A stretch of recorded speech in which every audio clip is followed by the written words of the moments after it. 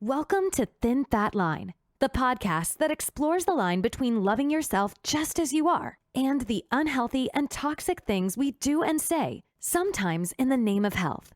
Hosted by Whitney Andrews, a girl who has been coming to terms with her own journey of health and self-love for as long as she can remember. Warning, the following conversations may be triggering and may discuss sensitive topics. Please move forward as you feel comfortable. The goal of this podcast is to create a conversation and community of support and understanding. Welcome to Thin Fat Line.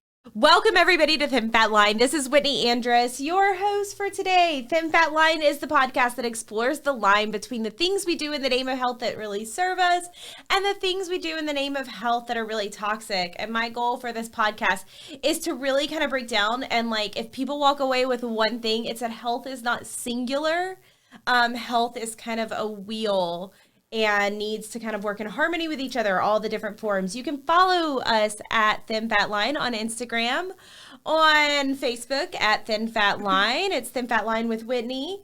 Or you can follow me on the gram at Whit Andress or on TikTok, Whit Talk Andress for all my shenanigans and my bad dance moves. So today I'm really excited because I've been saying it in the past podcasts, we have the vagina hero herself. My vagina hero, Miss Lauren Luke, who is a physical therapist and specializes in the pelvic floor. And we'll talk about where you can follow her, but if you haven't figured out, you can follow her on the gram at My Vagina Hero. And then she also has an extremely educational Facebook group, and it is called Women's Pelvic, Spine, and Core Support. If you want an invite or if you can't find it, just slide into my DMs and I'll send you the link. So welcome, Lauren. Thank you, Whitney, for having me. And for those of you that can't see, Lauren and I are completely twinning right now. We are. Totally unintentionally, both in our little sweatshirts and our yoga pants, our uniform of choice. Yes. And I'm excited. So I think me too. I'm now super pumped about it because if we show up looking the same, we're going to have good conversation. We are, for sure. So I guess let's just jump right in. Yeah. Tell people explain what you do, pelvic floor specialist. Yeah. What does that mean? I have a fairly good idea, but let's talk about it. Okay, so I am a women's health physical therapist. I specialize in the pelvic floor and spine, so dysfunctions in those areas. Your pelvic floor is responsible for sexual function, urinary function, bowel function. And so, that's the pelvic floor. And my favorite women to treat are pregnancy and postpartum. Well, and I think was first introduced to your name by a friend who did yoga with you. Okay, yes. Specializing. I'm also a yoga instructor, yeah. Yeah, specializing in that. And then it kind of, I'm in your group and I was telling you before you posted a little graphic and it was all the reasons you may need a pelvic floor specialist, and, there's the tightness in the hips and you think about that. And I was oh, I don't have pain with sex. I didn't really have any issues. Well, my child never came out from there, but it was the urgency, yes. To go to the bathroom. And I'm I watch those commercials where they're hey, and I'm that's me. When I have to go, I have to go. And people are learning a lot about me right now. But I think where I say that is I never really would have connected that. Right. Which is what I think happens a lot of times is this isn't exactly stuff until this moment that I talk about publicly. Right.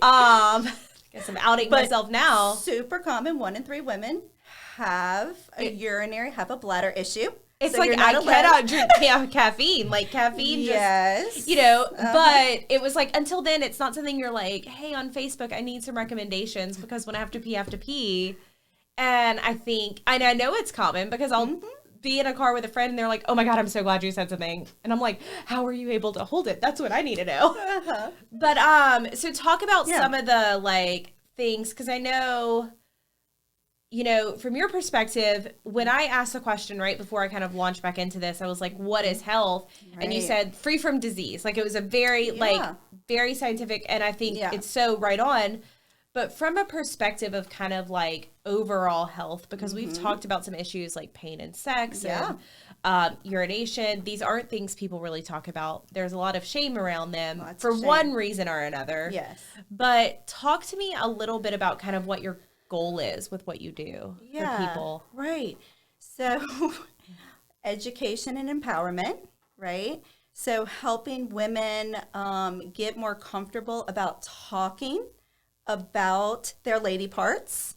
About their vagina. About their vagina. So we can, so I think you saw the post about, it was a quote from a bishop that says, we've got to stop pulling women out of the water. Yes. We got to figure out why they're falling in. Right. Right? And so I think one of the reasons is because the shame around our issues.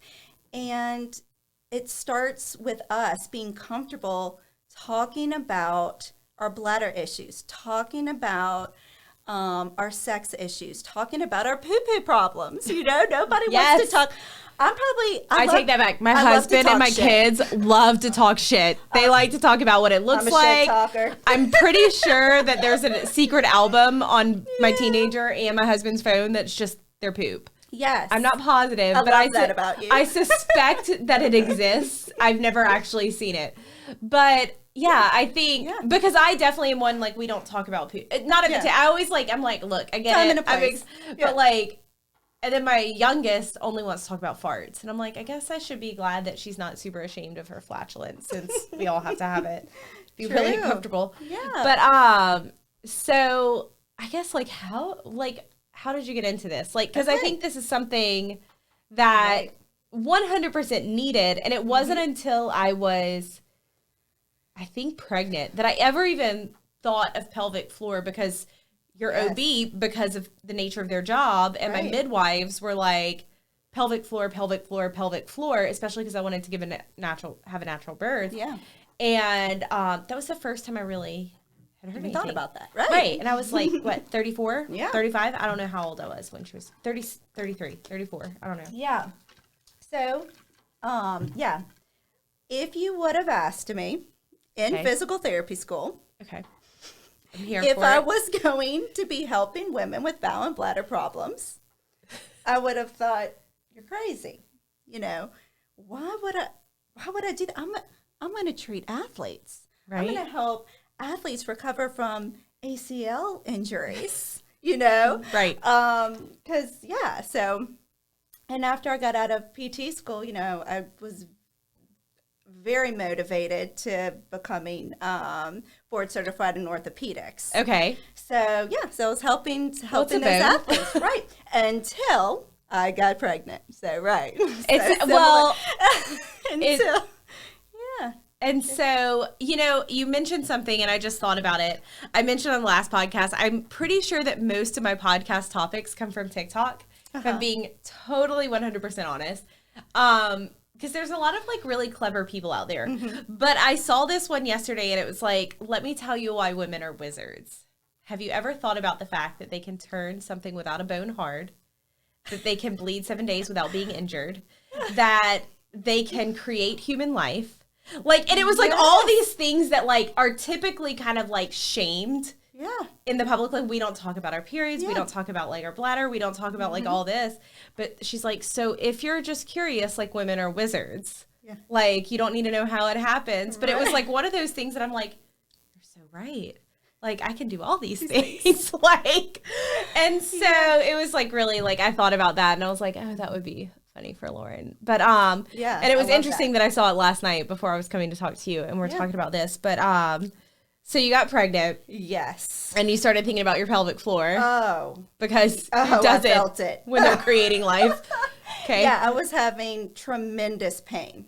Pain in my hips and my back, my pelvic floor. I could barely stand for longer than 30 minutes. Okay. Without feeling like my pelvic floor was going to fall.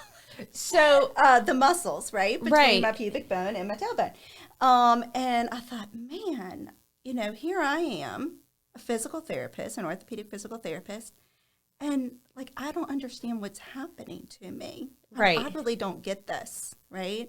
That made me feel a little shame, just like having to admit, like, wow, I don't I don't know what's going on. I don't really know what's going on. And, and my gynecologist was, oh yeah, that's normal. Yeah, that's just what you're going to have pain. Don't worry, it'll go away postpartum. I was like, but there's just so much heaviness. She's like, oh, the baby's probably low. I'm like, but 3 weeks. I mean, I'm 3 months pregnant. Right. What? I don't know. I swear I could feel my pelvic floor in my toes when I was pregnant. Yes. I was pregnant everywhere. But, okay, so, and that comes up. It's like how much in our own, like, and look, I am so grateful for our health professionals and like very like modern health. Like I tell people like I'm always like I'm like only like quasi hippie, like woo woo, you know, like I need a little bit of both. Me too. But how much in our modern healthcare system we've normalized like discomfort and pain. So like, oh, that's normal. And I think we have a mutual friend in Cheryl Jean who always like pain is not a natural part of aging. That's right. Like it's not there. And so even for me, I think about how many times I've said like, man, there's soreness or like dealing with, talk about like how far up pains that can be due to the pelvic floor, because I can think of like people who just keep complaining about sciatic, and it wasn't until I got pregnant they're like, it's not sciatic. Right. Well, like it's not your back that you're feeling. It's it's your ass. Yeah. Like, you have pain in your ass, literally. Yeah. So crazy statistic, 95% of women with low back pain have a pelvic floor dysfunction, right? Gotcha. Whoa, mind blowing. Okay. We are built differently than men. Okay. We have less ligaments, right? The soft tissue that holds bone to bone together. We have less of that because we have to birth a baby. Okay. Right. Men have more of that. It has to open up the size of a watermelon. It has to open up. Yeah, it's true. It is true. So, so therefore, we need more muscle recruitment to help stabilize that area a little bit more during childbirth and postpartum. So yeah, that's kind of why women our low back pain is different from men's. Right. So. Yeah. Well, and I think, just being built different, and I know you primarily I think you see that a lot in the kind of more diet industry too, is that diets that were designed for men don't account for women's hormones. Oh, and yet it's, so if men can do this stretch, it should work for women too. Right. And that's not the case. Yeah. So we're wizards. We're wizard. We're different. I'm not a Harry Potter fan. I was trying to think of like, what's the opposite of a wizard? And I'm like, a muggle, or I don't know. Yeah. All the Harry Potter fans are coming for me now. Right.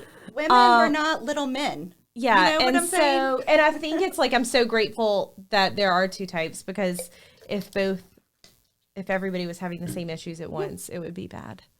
Yeah. It would be chaos. It would be anarchy. Yeah. But I think that's a thing, is like how many like the resources are out there for women. We just don't talk about it.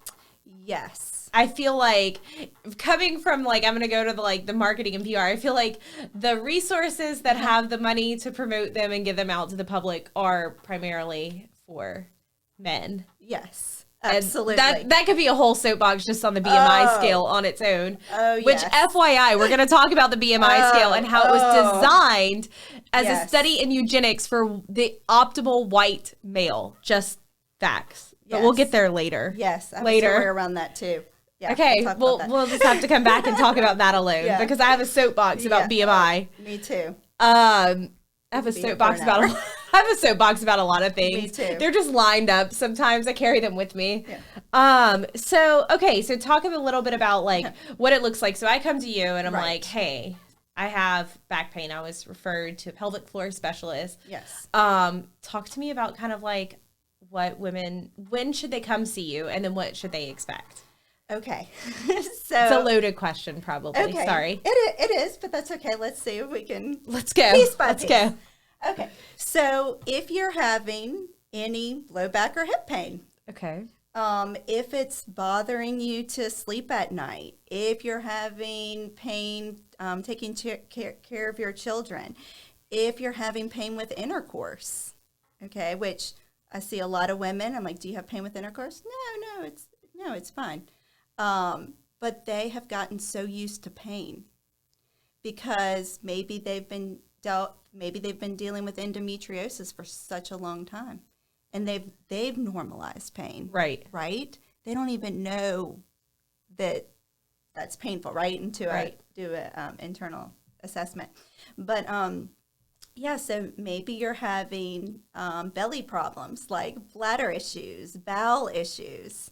Those all are kind of under the umbrella of the pelvic floor dysfunction. Because I think if I'm up until, I always thought of pelvic floor as something like you had a baby, you're pregnant, you deal with, but outside of the realm of like creating life. Oh. But I think about some of my issues, and they were far before I was ever, so it's not just a prenatal, natal. I guess when you're pregnant, is it prenatal? Prenatal, yeah. Okay, I'm like, or is it natal? No, it's pre, and like just the whole like I always think of like pelvic perinatal. floor is prenatal, postnatal, and that's it. That's who you exist for, but it's not that's at all. Niche. Right. Niche. It doesn't matter. I just called it natal, so I think that we're solid. I think people. Yeah. So no, I see a lot of women. Okay. Before they've had children. So here's a crazy statistic: 80% of athletes that have not even had a baby yet leak urine. 80%. Which, I'm going to say that doesn't shock me because I was for a little bit kind of within the powerlifting community. Yeah. And one of the things they were like, we have to normalize, like they're like throwing up these huge weights and you see like these things. And so when you're tight and everything up, like a woman's body isn't meant to like contract that muscle without like pushing whatever's in you. So it's like both stay hydrated, but also don't piss yourself. Right. Like while you're throwing up like 500 pounds, right? Well, that's really great because some of those institutions tell women, oh, if you're not pissing yourself, you're not lifting enough.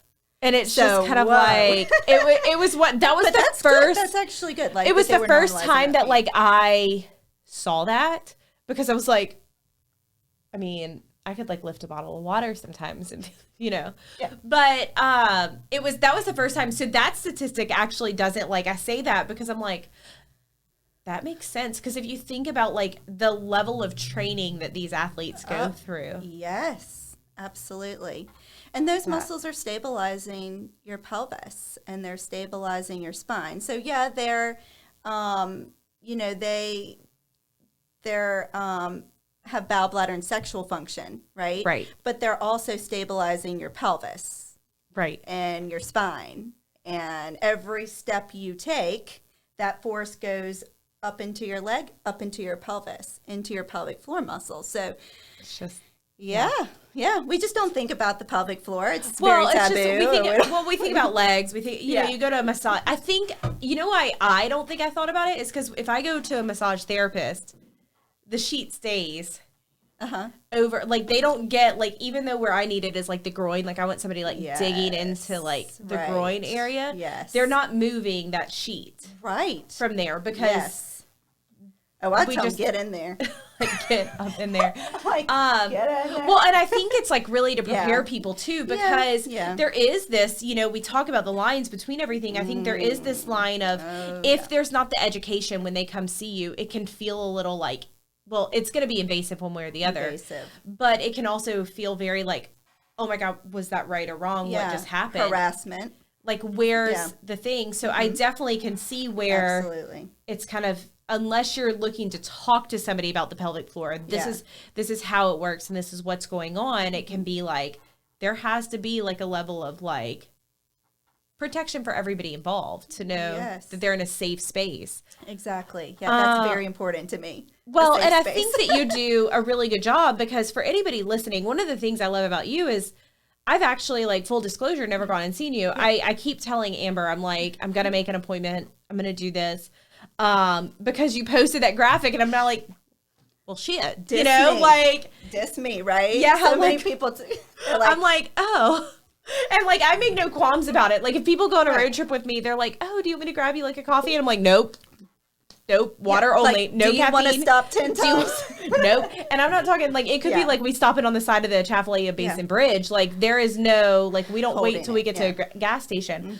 But, and so I was like, diss me. But I think one of the things that I love about you is that you want to going to the like creating the safe spaces, especially in your industry. I would think safe space would equate with a lot of knowledge and a lot of like, this is my background and this is what you could be experiencing. And in your group, so for anybody listening who may not be local to this area, there's so much information in there that like you read about it and you're like, okay, like I am not an abnormal human being, but I also, this isn't normal. And I think that's really what it comes down to is like you said, we've normalized pain. So I really like if you were talking to somebody, they kind of feel these things, they make an appointment. Yes. What are things that they can expect at that first appointment? You know, obviously they're the basic kind of like, let's go over everything. What are you experiencing? But like, because I think honesty with your medical professionals is a huge issue that people have. They're like, I don't want to say that. And it's like, you have to say everything. Yes. And I understand because I have been in pelvic floor therapy myself. And so I definitely walked in with like my shirt over my head the first time when I saw my pelvic floor therapist. It's like, help me. This is so embarrassing. I'm about to talk to you about such embarrassing things. And so I get it, you know, and I always want my patients to know like that it is a safe place. I'm not judging them. I've actually been in their position before. I know it. I know it's embarrassing, you know, but at the end of the day, it's their treatment and I'm going to do whatever makes them feel safe. So going into treatment, you're saying, what do you expect? Well, first, I'm going to spend a lot of time talking about your medical history. Okay. So with my patients, I usually have an hour and a half. Okay. And we're talking everything. I want to know, let's go how you were birthed. You know, were you birthed through a cesarean section? Were you birthed vaginally? Did you have lots of ear infections? Were you on antibiotics a lot as a child? This stuff matters. This stuff matters. I'm like checking bladder boxes. stuff. I'm like, let me take notes here. Yeah. No, this stuff matters. So I want to know all of that. I want to know, when did you start getting bladder issues? Did you night wake? Did you, did you pee your bed at night? Yeah. Do you remember that? I did do you wake have up a poo-poo lot. problems? Yeah. Did you have poo-poo night wake. problems? Did you have sexual abuse, emotional abuse, verbal abuse? That matters. I need to know those things because your bowel and bladder and your pelvic floor muscles are directly connected to your nervous system, okay? So I need to know those things. I want to know about your nutrition. That is important. I'm not putting you on a diet, but there are things that can help your bowel and bladder, and there's things that can hurt, which you already know. So you're like, caffeine, nope. I was like, I can have one cup of coffee, and I just need to know that, like, within, like, 30 minutes, I'm going to have access to a restroom. And then I'm good. Yeah, right. But that's not always the case. When I was drinking, like, a 32-ounce Fountain Coke a day, because Fountain Coke is much better than any other Coke. Oh, yeah, the carbonation. It's different. It's so good. It's different. It's not the same. I haven't had one in months. It's been months. It's not the same. Oh, but you know what you turned me on to? The Olipop. Oh, my gosh. So I can't have it right now because I had the surgery. Yes. And it creates, like, carbonation in general can make you kind of, like, it just fills up my stomach faster. Right. But that strawberry vanilla Olipop is the best thing. It's the best. So it was funny because I started working with nutrition, and so I guess it was in July, and I got one at, like, Fresh Mart, someplace where I could get one can. And I was like, this is actually really good. Because, like, I can't stand diet sodas, first of all. And they're... I'm pretty convinced they're no better for you than any other one. I think they're worse. And you're better off drinking a regular soda. I was being so healthy. But like, I think we were having like a pizza night. That's what it was. We were having a pizza night, and I was like, oh, this is like when I want this for. Those Olipops. Plug for Olipop. Plug. The strawberry vanilla is my favorite. Yeah. I got the grape ones. My kids liked it. But I wasn't, because I do love a good, like, grape Fanta, like, brings back childhood memories. But total rabbit hole there. Lollipops are the jam. But why were we talking? Because we're talking about like sodas and stuff like that is I know like caffeine really affects me. It's a trigger for me. Right. And that was what it was. So so we're talking about nutrition. Food. So you're talking about food. So so I have a certification in functional nutrition. So I didn't know that. See, I learned something new. Yeah. Okay. Yeah. So I'm looking at nutrition different, right? Than like somebody that's trying to help you lose weight. Like I don't care. Yeah. I don't care about your body size. I care about your bladder health. I care about your bowel health. I care about your hormonal health and your brain health. Okay. And so that's why we're talking nutrition, because I need to know what your triggers are. I need to know, what you're putting in your body so I can help you poop better. Right. So we can get rid of bladder problems, right? I'll never forget the first time I filled out a nutrition intake form. There was an entire section of like 4 questions on like what my current poop looked like. And I was like,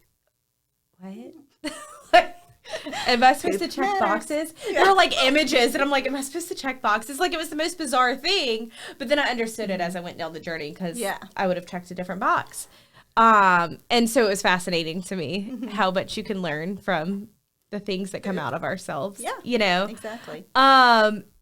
So you said something and you said, I don't care about the size of your body. Do you find that the size, and I get that this isn't a one size fits all answer, no pun intended, but like how much do you find the size of the body, like I guess, and I'm more talking size as in true, like there's a difference between I'm a bigger person. Like I was talking earlier, I'm built like my dad who's like, he's thick and like at my smallest, like I'm tall, like not tall, but I'm not my mom who's 5'1", you know? How much do you find the kind of like how we carry around the excess matters in pelvic floor health?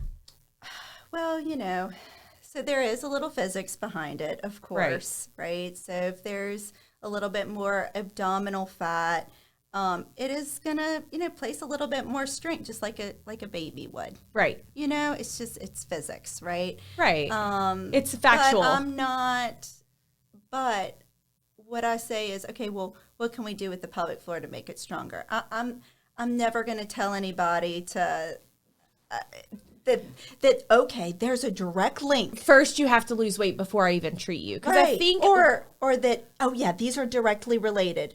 No. What if, let's see first, because they'll come in, they'll say, oh, my urologist told me that the only reason is because I have too much abdominal fat. And I said, well, there is a little bit of physics there. Okay, I get it. But what if it has nothing to do with it? Well, actually? And I think it goes back to being, it may not be a singular thing. Oh, yes, absolutely, yes. And the reason I ask that is because going into this kind of like, listening to other podcasts and hearing other people's stories, so many people were like, I feel like I'm not getting medical care because they just want to be like, lose weight first before I give you proper medical care. Right. Whereas losing weight may be a part of the treatment. It's not the whole, and most of the time, not even the most important part of the treatment. Right. And I know for me, there are 2 things I've learned. I was sitting in an office with somebody who was like, well, I got a kayak because I wanted to like strengthen my abdominals, but like gently because my joints were hurting. I'm flat-footed. I run like a cow, like, and not in size, just like, it's like a boom, boom, boom, boom, boom. Always have. Running is not my thing unless somebody's chasing me with a knife. Me too. I'm not running. I get it. Yeah. And, but at the same time, I was like, so I'll strengthen that because it's gentle. But like, I'll do that once I lose weight. And she's like, why are you waiting to strengthen your core? And it was such a simple question that I should have like, and I was like, I don't know. Because I feel like it's what you're supposed to do. Once you lose the weight, then you're allowed to feel better physically. Like it was a weird kind of mindset. But the other thing I didn't realize is as I've lost weight, my center of gravity changes. So you're talking about like physics. And I was doing something, I was squatting the other day at the gym and I found myself like my form wasn't great. And I was leaning like a little too far forward. And I was like, and Jada's like, oh yeah, you don't have as much up there. Like, there's not as much junk in the trunk to balance you out anymore. You have to have good form. Yeah. And it was one of those random things that you were talking about physics. And I was like, and it's true. Like, I think kind of as somebody now who isn't attaching emotion to the size of my body, I am noticing the actual differences in before and after and things that you don't think about, you know, and I'm sure, but I think I'm so glad you said that. And I wanted just you to expand on that because it is something that I've heard a lot is I would love to talk about, people are like, I would love for you to talk about like the disparity in like, you know, the health industry. And I'm like, I'm going to have to get people on because that's not something I have been pretty forceful in my like health that I'm like, okay, that's great. I hear you. But we're going to test other things too. And like, if you're not going to do it, I'm going to find somebody that will.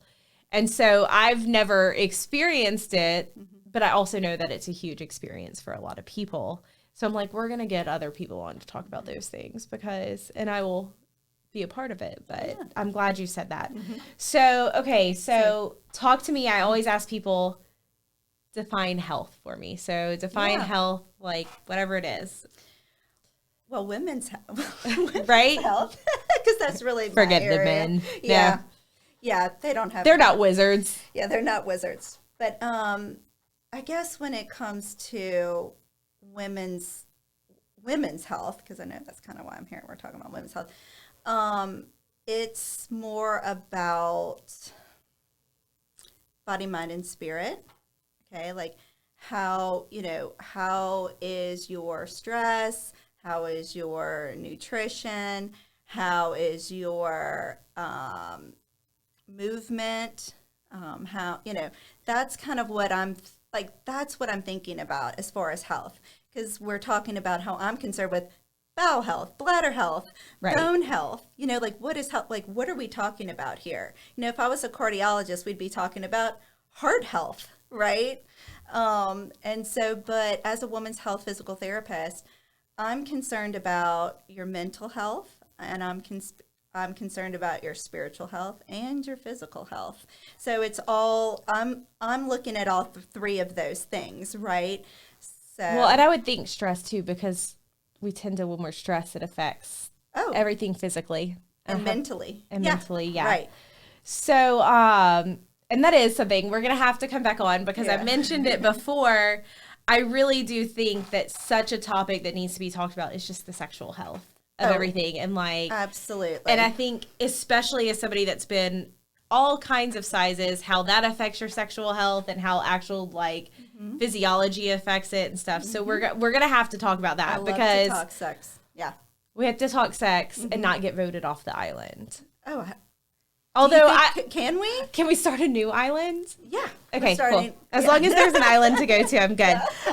Okay, so, and the other question I have to ask everybody, so this podcast is called Thin Fat Line because we explore, where the line is between the things we do that really serve us and the things we do that are really toxic, all in the name of health. And I explained on one that's going to release prior to this that really this came up because for me as a bigger girl, I would see everything about body positivity and like love your curves. And I think all of that is amazing. Yes. But for me, knowing that I was carrying excess and it was causing physical health issues, I was like, where's the line between me loving and embracing them and also kind of, I don't want to say, I use the word glorifying, but really kind of like becoming more apathetic. Like, so that's where the name came from. Yes. But then it kind of evolved into like, but there's a lot of things we do in the name of health that really don't serve us, but we do it. So where is that line for you? And like overall, obviously it's going to be different. And everybody says that it's different for everybody. I'm like, way to cheat the question. But like, where do you find the line is what you see? So I remember being in a psychology class in college, and we were actually talking about addiction. Yes. Okay. And somebody spoke up and said, I mean, if I drink every day, am I an addict? Right? Like, does that make me an addict? And he said, well, this is the thing. If it's affecting your health, if it's affecting you being out in society, right, and that kind of thing, then it's a problem. right? Right. So how I look at it is if it's affecting your self-worth, if it's affecting your health, if you're dying to be skinny, that's a You've problem. crossed the line.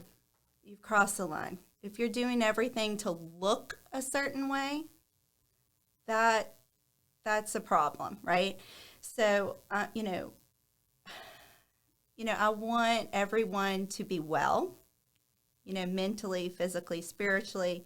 There's a healthy way to go about that, right? But I think anything in excess, Is right. right? It's like, Right. right? Always. Like anything in excess. Exercise, so important, right?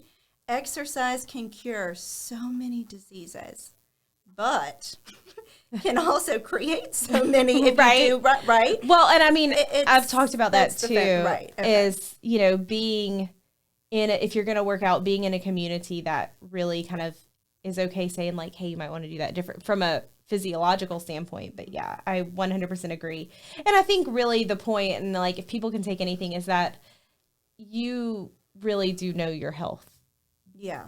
You know where that line exists for you, and stop trying to like, your line doesn't have to be somebody else's line, but I think there's a generic kind of like, when does it serve you and when does it not? Right. So tell everybody like where they can follow you and kind of learn more about you and all that stuff. Yeah. So I guess my handle's My Vagina Hero. The best right, handle, the best handle on on the Instagram. gram. I know. I wish I came up with that myself, but actually a patient did. She called Love me it. her Vagina Hero. No. And it stuck. It's stuck. So My Vagina Hero on Instagram. And then you can also follow my Facebook page. It's a women's health page. Women's Pelvic, Spine, and Core Support. So yeah, not on TikTok yet. I don't know. I'm not with it yet. It's okay. Getting there. It's I know I okay. need to do some cute TikTok videos, but We all need a lot of things, I always tell people just from a marketing standpoint, like you start where you can keep up with. yeah, Like if you're not going to be able to like contribute to like your own, like if you're not going to be able to, then just, it's okay. You'll do more harm by being there, but it is fun. It can be fun. It can also suck you in. So yeah. Well, thank you so much for coming on again. Thanks, We're going to Whitney. have you on again because I think that you would bring the professionalism to the sex talk. yeah. Let's talk about sex, baby. I was just thinking, I was like, and then the intro would be like, Yeah. let's talk about sex. Yeah. Maybe like have some genuine like pony Yeah. kind of like Oh, going. absolutely. Like this could be like a whole thing. Yeah. I'm like, talk about some I'm loving where TikTok you're going. videos. Yes, absolutely. I love it. Well, thank you Okay. so much. I'm so happy to And have you. I thank you all for listening. If you haven't subscribed, make sure you hit that subscribe button wherever you're listening. If you got something from this, I would love for you to screenshot it if you're on your phone or share it in your stories. Make sure to tag at Thin Fat Line and at My Vagina Hero. With that said, we will talk to y'all later. Bye, guys. Oh, and remember, since I forgot to do it the last time, honor your body for what it does and not what it looks like. Thanks so much for tuning in to this episode of Thin Fat Line. If you're enjoying the show, please feel free to rate, subscribe, and leave a review wherever you listen to your podcasts. We really appreciate that effort, and we'll catch you in the next episode.